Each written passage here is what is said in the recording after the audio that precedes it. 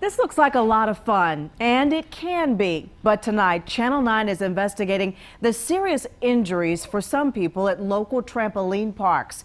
Now, we're talking about serious injuries like broken bones and torn ligaments. For this mother of two and for this 6-year-old. They told anchor Allison Lottis what started as a day of fun at a trampoline park turned into a trip to the hospital. Catch it. Kelly has two energetic little boys. Here, roll it. Oh, almost. But it's been hard taking care of them since September. A family outing to Defy Hickory ended in excruciating pain when she tore her ACL jumping on a trampoline. The pop was so loud that I felt like the whole facility should have heard it. It was worse than any pain I've had, and I've birthed 2 children. Kelly couldn't walk for months, had knee surgery, and is still undergoing physical therapy. She hasn't been able to work or enjoy her passion for riding horses. Come on. It could be 8 months before she's back in the saddle. One day soon. At least it happened in the winter. But she's not the only one who's been injured at Defy Hickory. 6-year-old Mark Loden's legs are wrapped in casts, and he's in a wheelchair. He broke both of his heels last month at Defy Hickory after jumping off this platform. I feel like it hurt, like it's broke.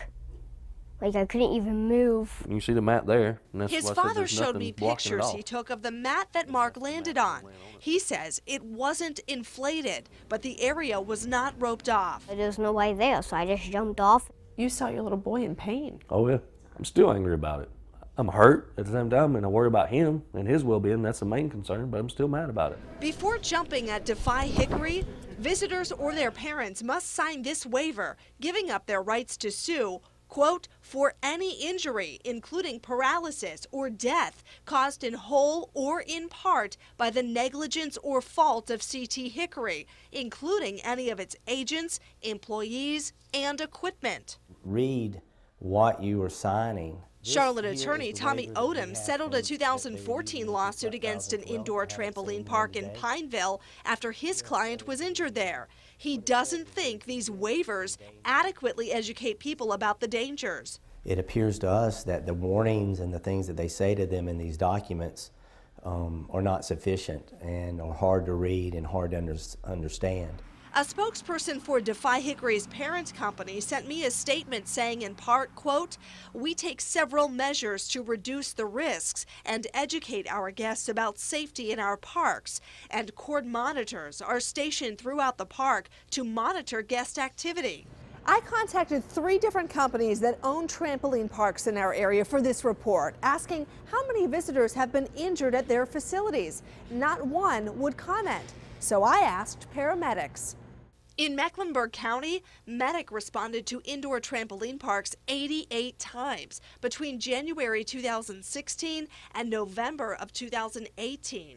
The majority for what paramedics considered traumatic injuries like broken bones or twisted knees. Catawba County EMS responded to Defy Hickory 11 times from March to December of last year. Most of those also for traumatic injuries.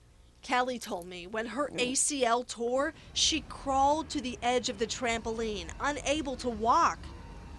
We noticed that there wasn't even a wheelchair at the facility. She worries even more people could get hurt.